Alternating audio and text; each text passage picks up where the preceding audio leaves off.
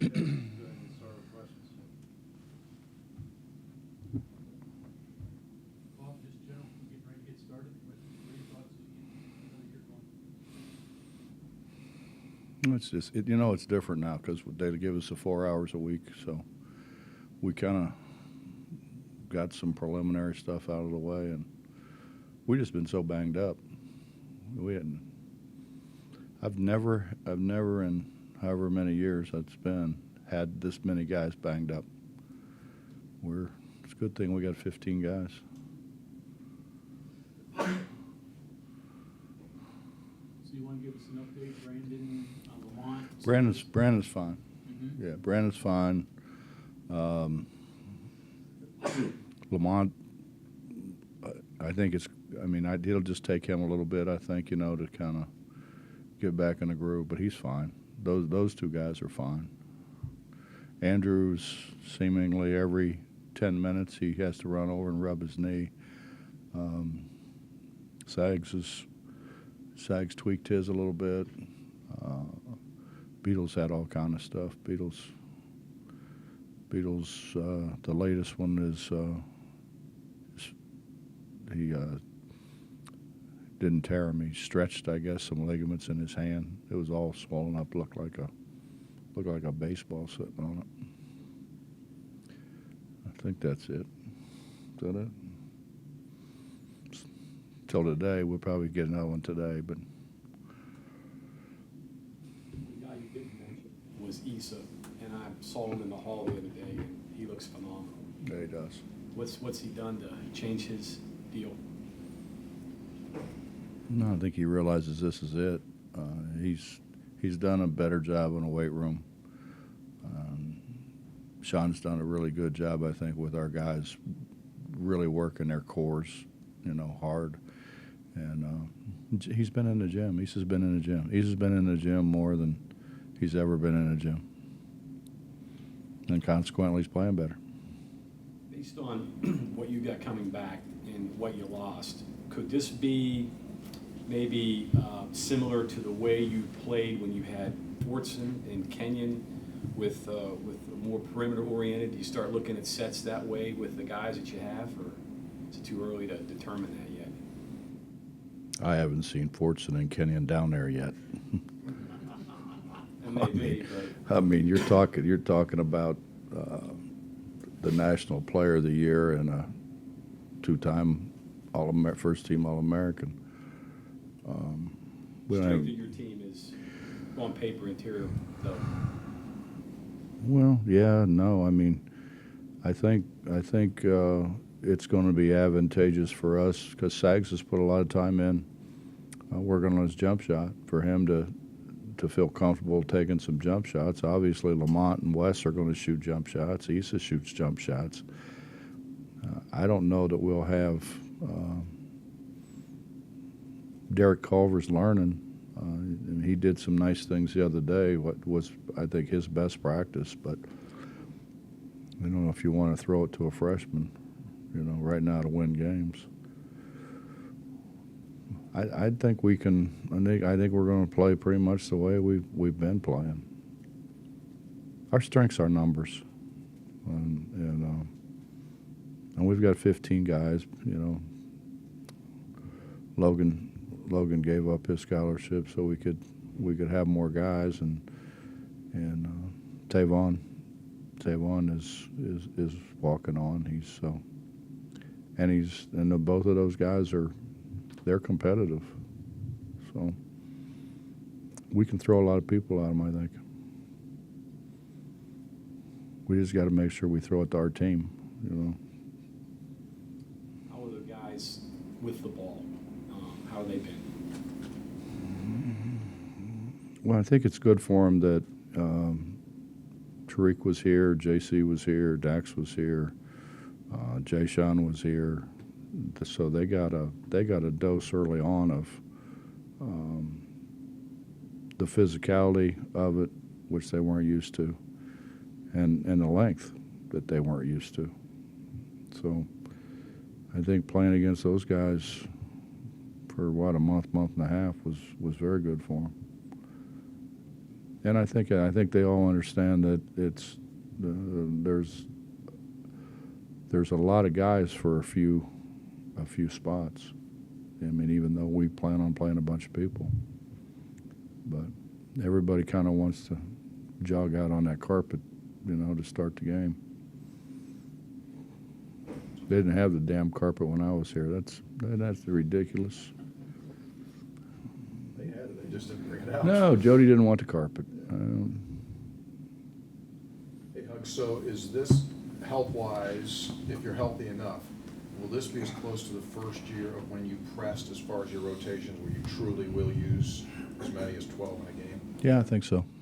I think when we first started, we had Wani and Gary, and then brought JC and Dax in until Wani got hurt and Gary got hurt. But yeah, I think so. I think it'll be that way. Tariq was in that group too, so that's 5 pretty good ones, and they're learning. I mean, we've got some guys. Jordan McCabe is unbelievable. He has taken film and digested film as well as anybody that I've ever had, and it's like, what do I got to do to be a good point guard? Well, you got to know who's coming open first, who's coming open second. If those two aren't open, who's coming open third? You can't just come down and just heave the ball to somebody. That's not being a very good point guard.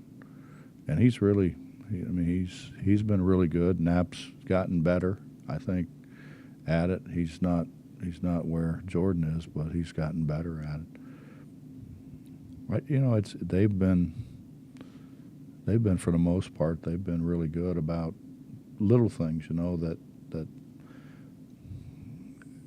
we got to get better in transitional. As much as we ran up and down, and as much as we got in transition, we were not a very good transition team. We got to get much better in transition.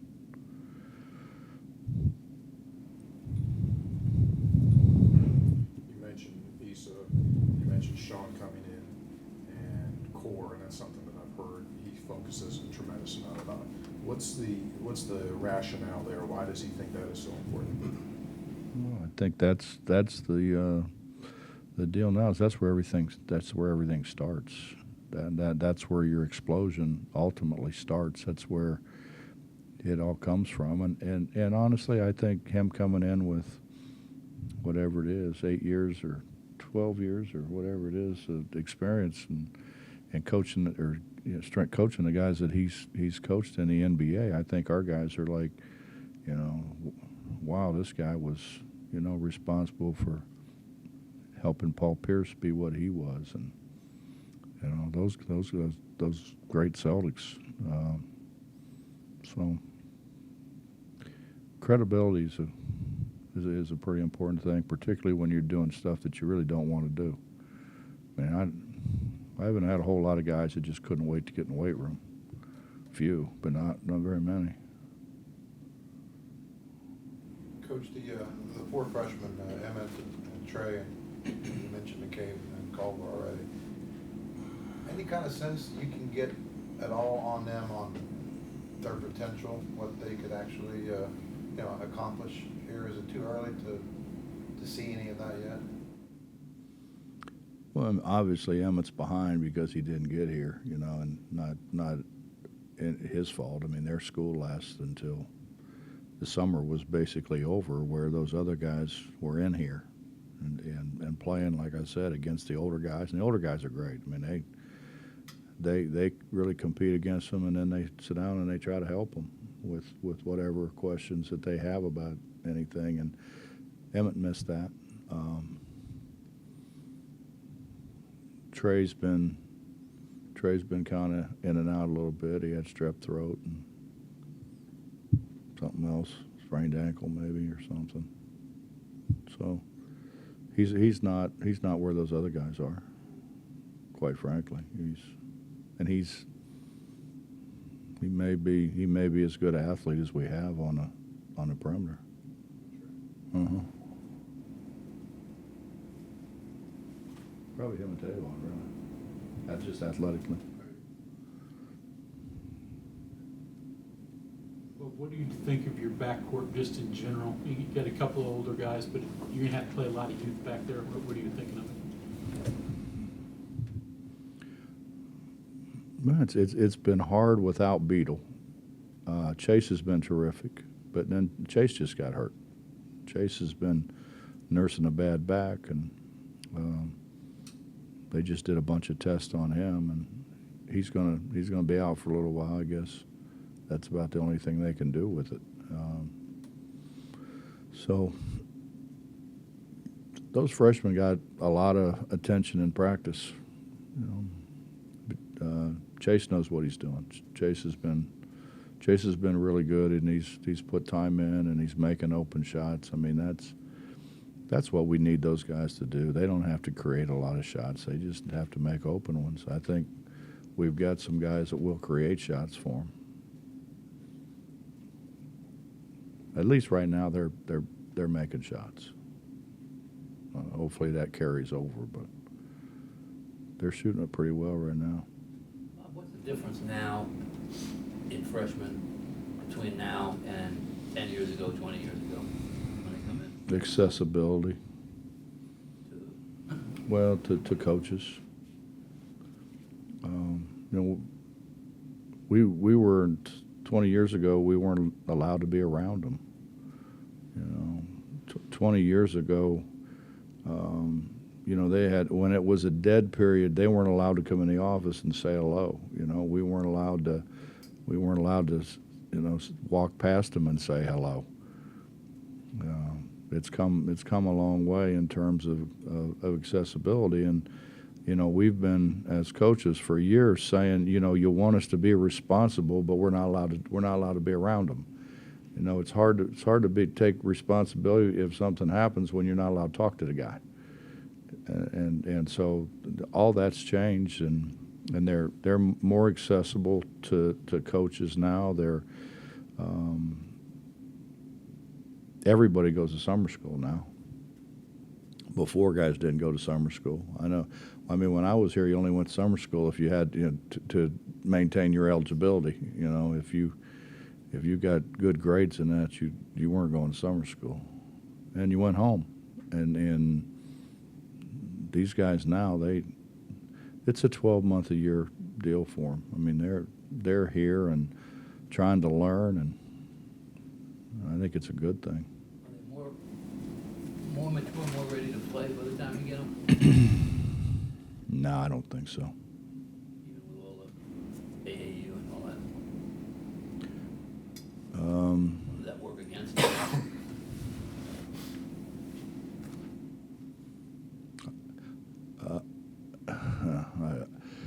I don't want to say I'm not a AAU fan, but you know, Bob, I had a guy, Keith Greger at Cincinnati, and I said to Keith played on. They were the summer champions of AAU basketball. They had a heck of a team, and I said, "Did you enjoy your summer?" He said, "Yeah, you know, Coach, it was okay." He said, "But the truth is, we beat people so bad that I only played about a quarter and a half."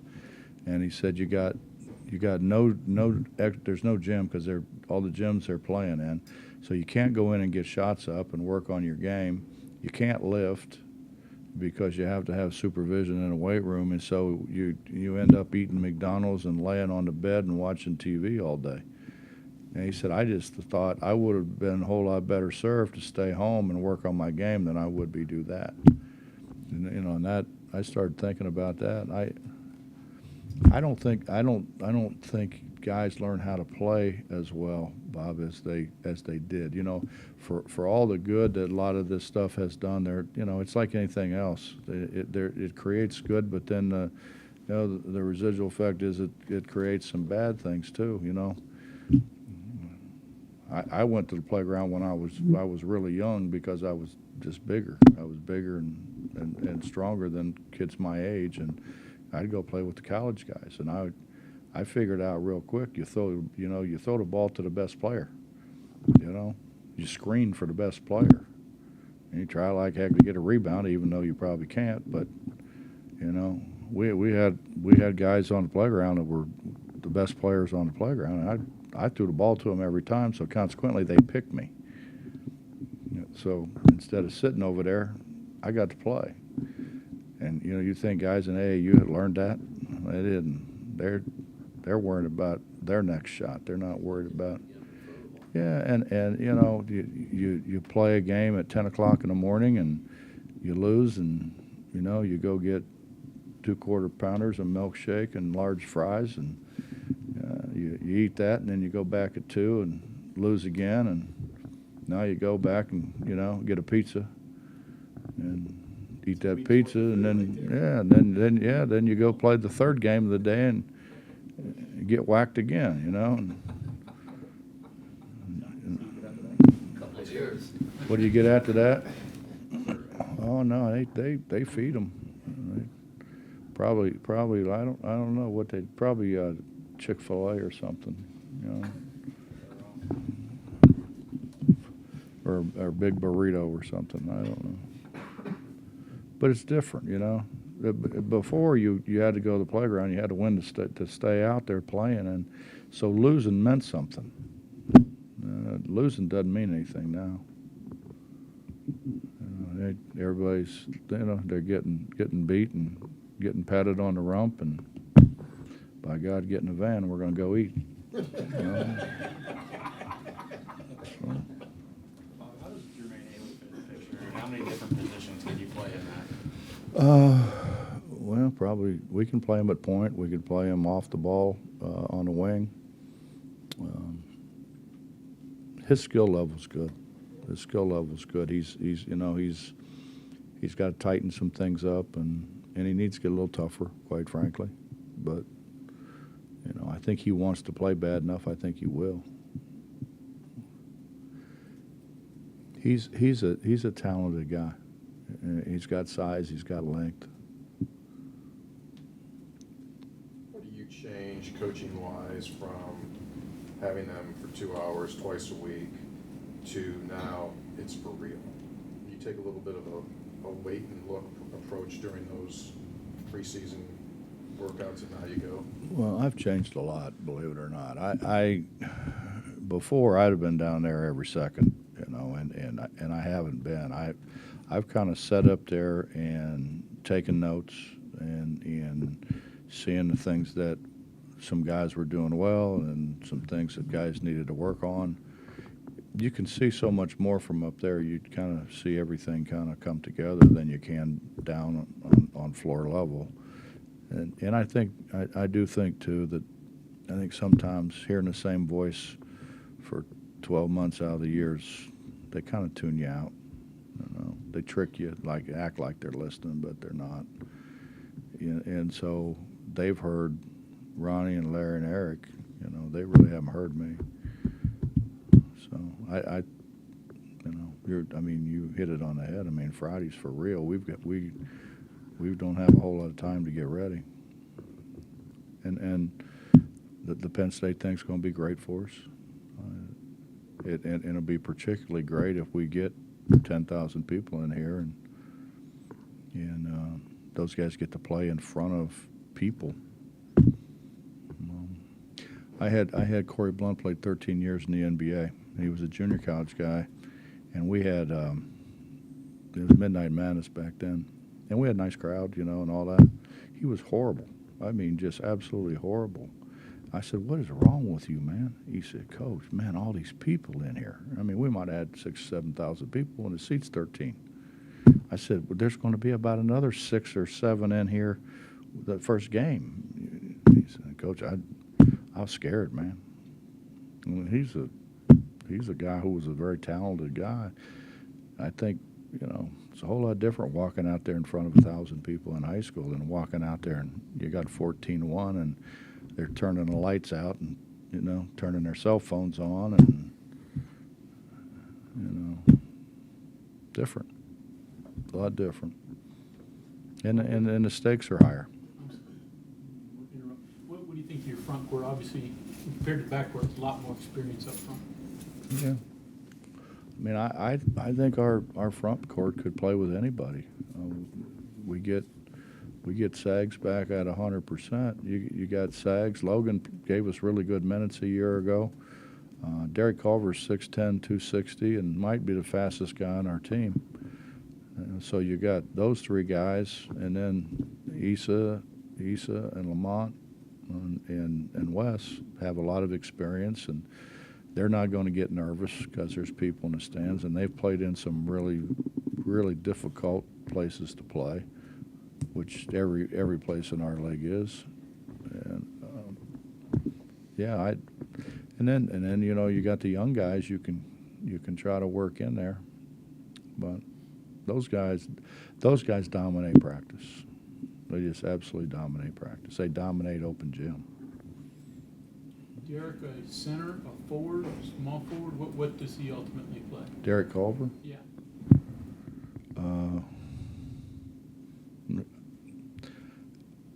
We don't really play with a center.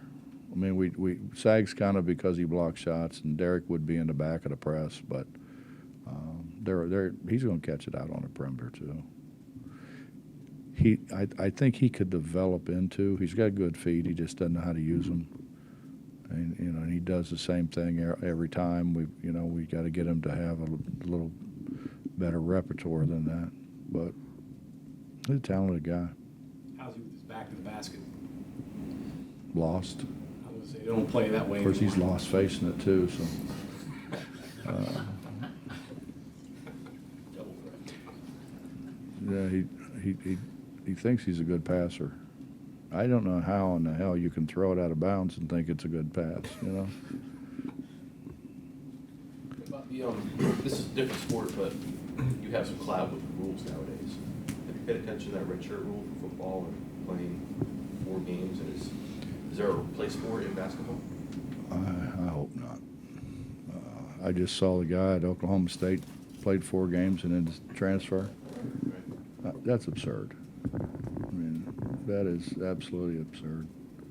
Here's what I think, Mike. I think we have put in so much emphasis on individual rights that we really don't give a damn about the rest of them.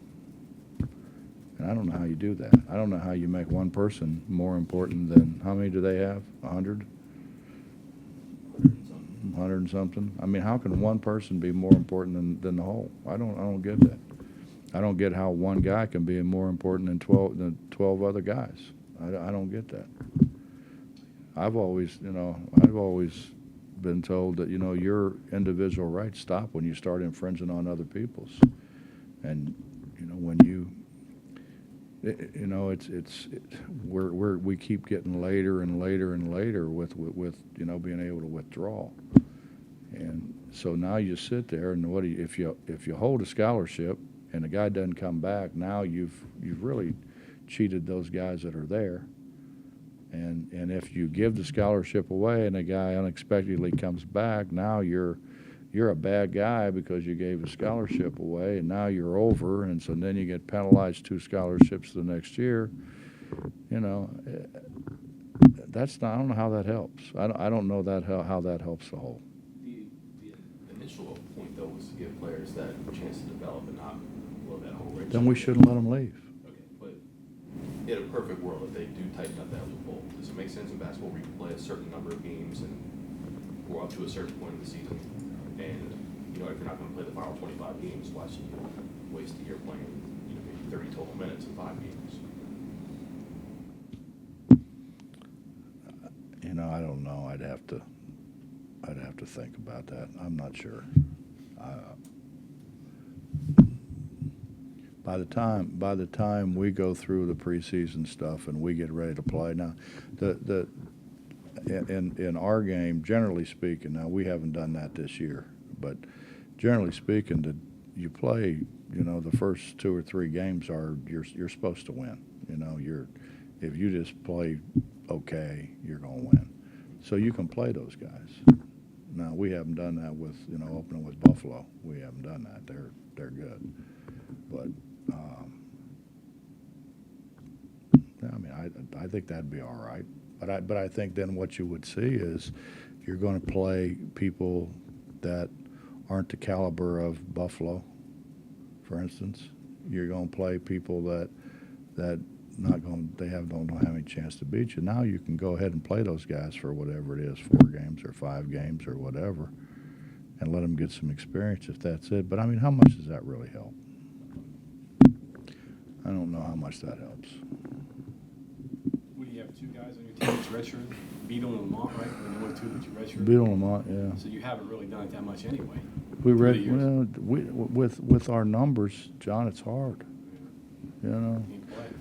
you start thinking about it. So now, okay, we got 13 guys, and now let's say you want to redshirt 2 guys. We redshirt Lamont just because Lamont was so skinny, and Beetle got hurt, but we probably would have redshirted him anyways. So now you're down to 11 guys. You get 2 guys hurt, you can't even practice. You know, you're throwing a manager or somebody in there to practice. That's hard. Throw another one at you that's hard. You're not doubling up this year like you have in the past on road games. So you're crossing time zone 9 times this year in conference. Obviously, you've thought about that. Your peers, do they understand what you guys go through because you're losing coming back where the other teams are gaining coming here? Well, I can say this. I think I'd have a heck of a lot better chance convincing my peers than I have the schedule makers.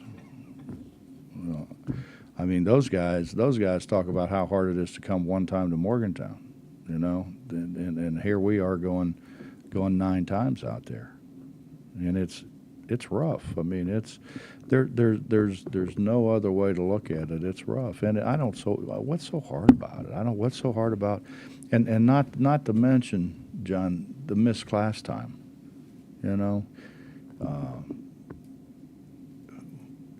I mean, Tony knows, he goes with us. I mean, we get back at 4 o'clock in the morning. By the time you get home and, you know, put your stuff away, you're looking at 5 o'clock in the morning, and now all of a sudden you got an 8 o'clock class.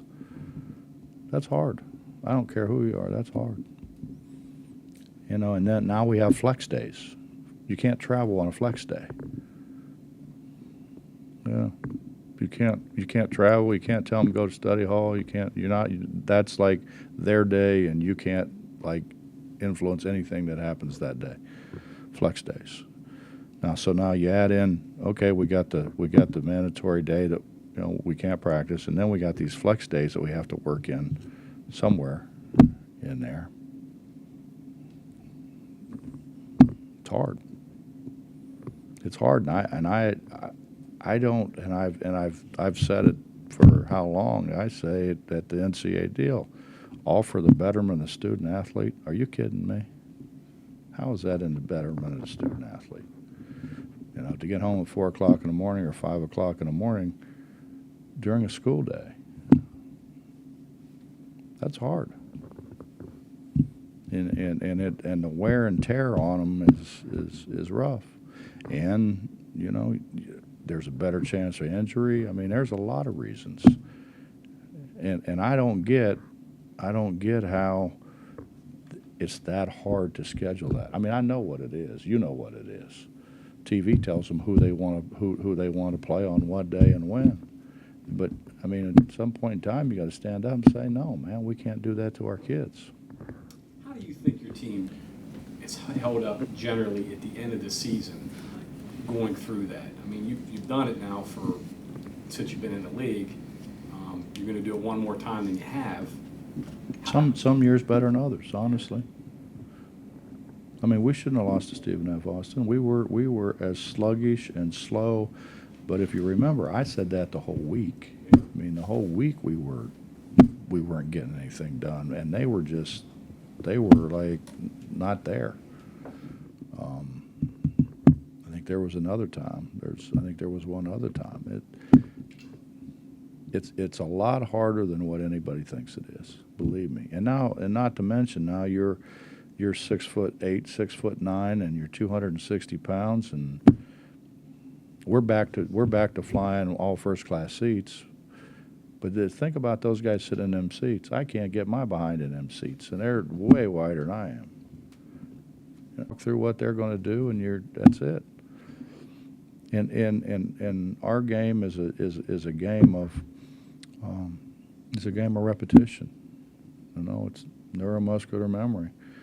And if you don't continue to do it every day, the hard part about coaching is trying to do the same thing every day and not let them know they're doing the same thing every day. You know, you're working on the same thing. You just do it in a different way, so that they don't lose interest in it. But when you can't do any of that. You know, people talk about game slippage. How about travel slippage? Did you ever seek an explanation or anything from the Big 12 on why they couldn't give you those 2 games in the beginning of January? Or Yeah. they just smile or what? No, they don't smile.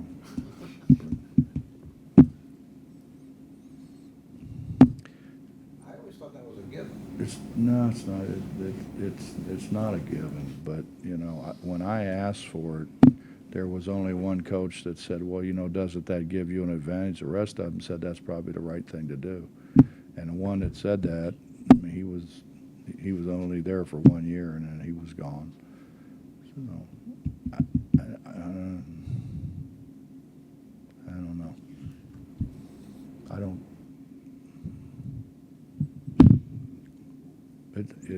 It's and I have invited them to go with us.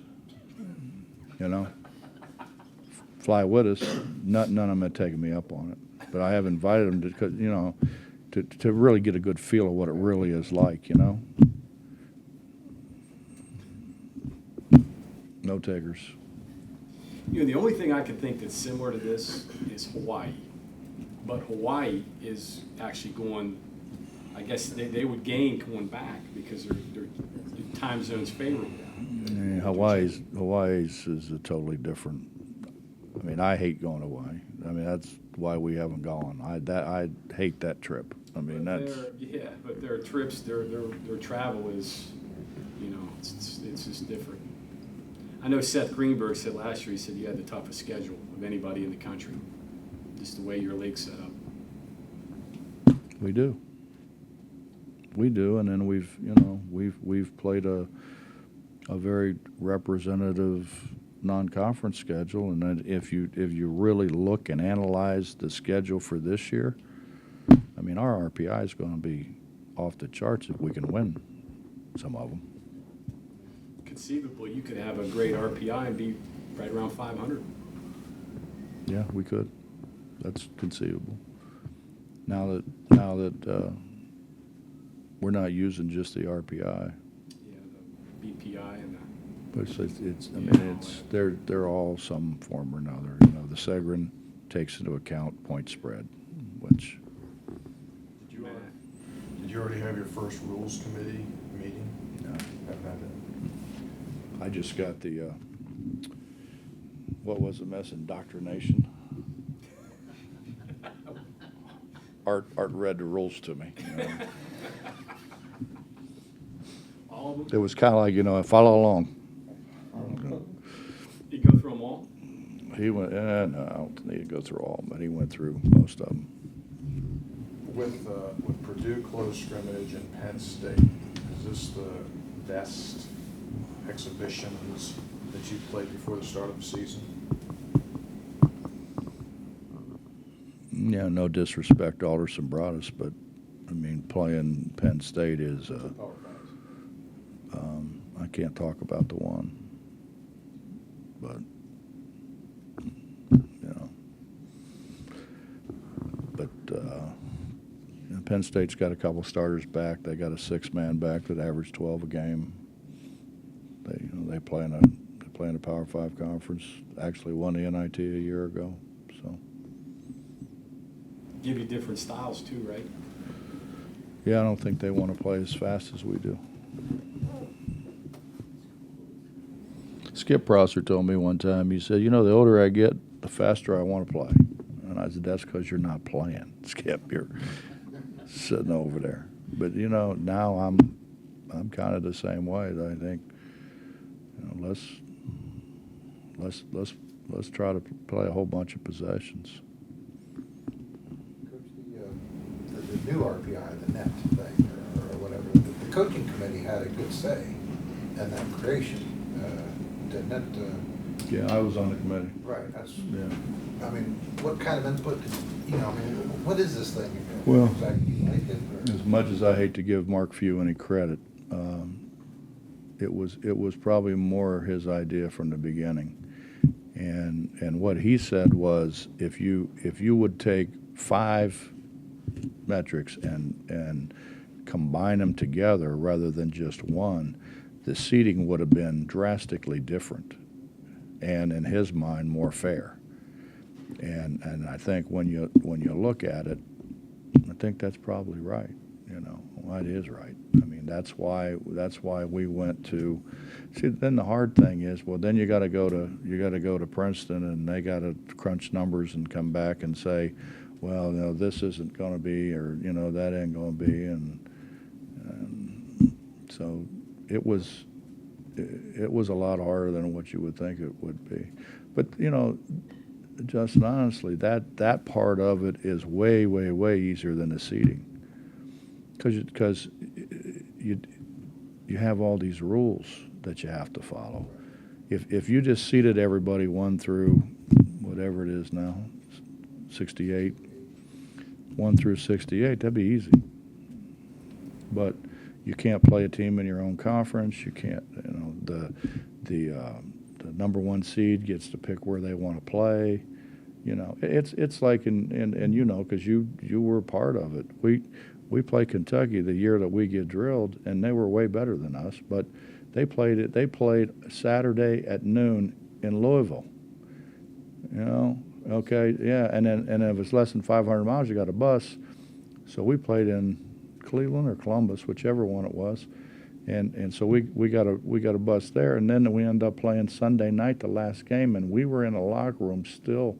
Those guys are in getting dressed well after 1 o'clock, way, way closer to 1:30 in the morning. Now we got to go out, get on a bus, and if it was Columbus, it's 200 miles. So that's about 200 miles from Cleveland too, either way. Now you got to ride 200 miles with Arnold.